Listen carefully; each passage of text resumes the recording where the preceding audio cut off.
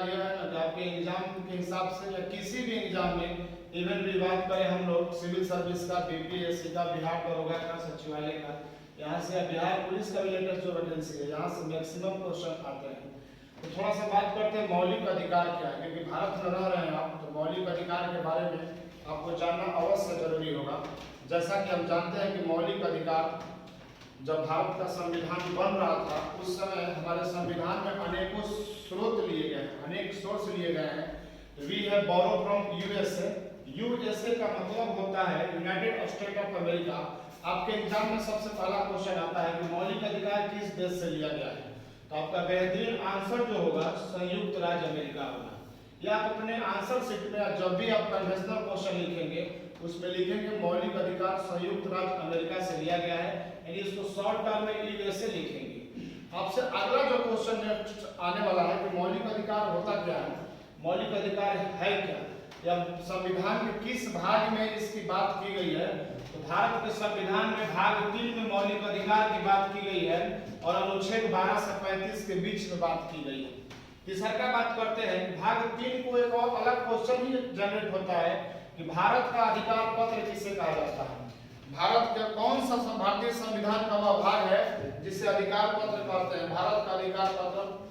तो भाग 3 को भारत का अधिकार पत्र कहते हैं, मैग्ना कार्टा ऑफ इंडिया कहते हैं। क्या कहते हैं? मैग्ना कार्टा ऑफ इंडिया कहते हैं। सेकंड बात करते हैं मैग्ना कार्टा का एक फ्रांसीसी वर्ड है और मैग्ना कार्टा सबसे पहले इंग्लैंड में यूज किया गया था।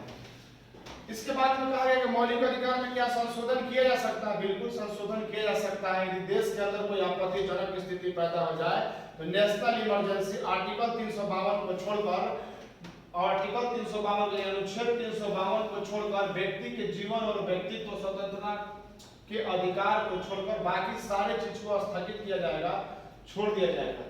मौलिक अधिकार की सुरक्षा है कि किसी इंसान का, कोई भी पर्सन है या कोई व्यक्ति है या कोई वुमेन्स है, यदि उसकी मौलिक अधिकार का हनन हो रहा है तो डायरेक्ट वो हाई कोर्ट या सुप्रीम कोर्ट अपील कर सकता है।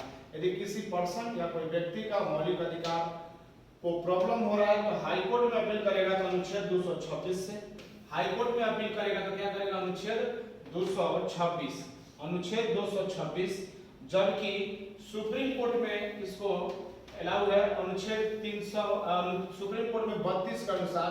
वैसे अनुच्छेद 32 5 रिट देके देता है, 5 रिट अलग वीडियो में बता देंगे।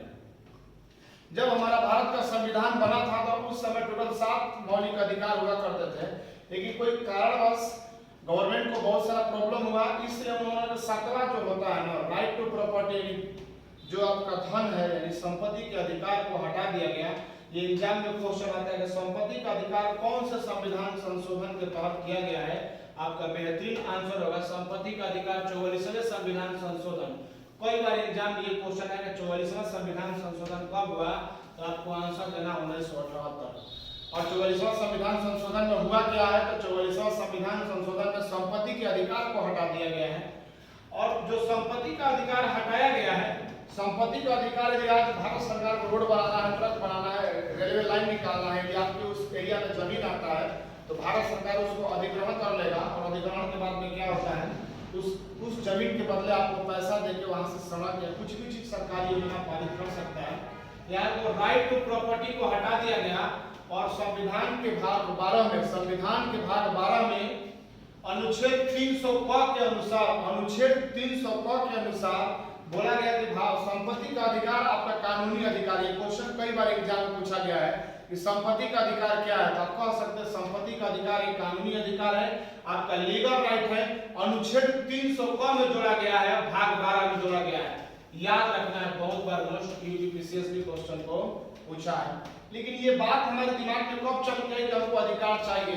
एक कांग्रेस का अधिवेशन हो रहा था 1931 में, कराची अधिवेशन में, जिस अधिवेशन में सरदार वल्लभ भाई पटेल ने मौलिक अधिकार का मांग किया था ब्रिटिशर्स के सामने, जिसका प्रारूप ड्राफ्टिंग जो एजेंडा है, जो 5 एजेंडा लेकर जो एजेंडा तैयार करने वाले व्यक्ति थे हमारे भारत के प्रथम प्रधानमंत्री पंडित जवाहरलाल नेहरू जी थे, जिन्होंने क्या किया, इस प्रारूप को तैयार किया।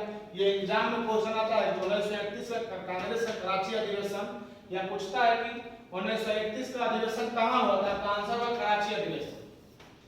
या कराची अधिवेशन कब हुआ? तो 1931 में हुआ, सीधी बात। उसके अध्यक्ष कौन थे? डॉक्टर वल्लभ भाई पटेल।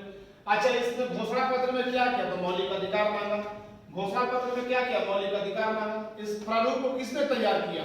तो पंडित जवाहरलाल नेहरू तैयार किया। तो basically we have to discuss about 6 type of fundamental right, then we have to assume there कि हमारे पास जो है ना,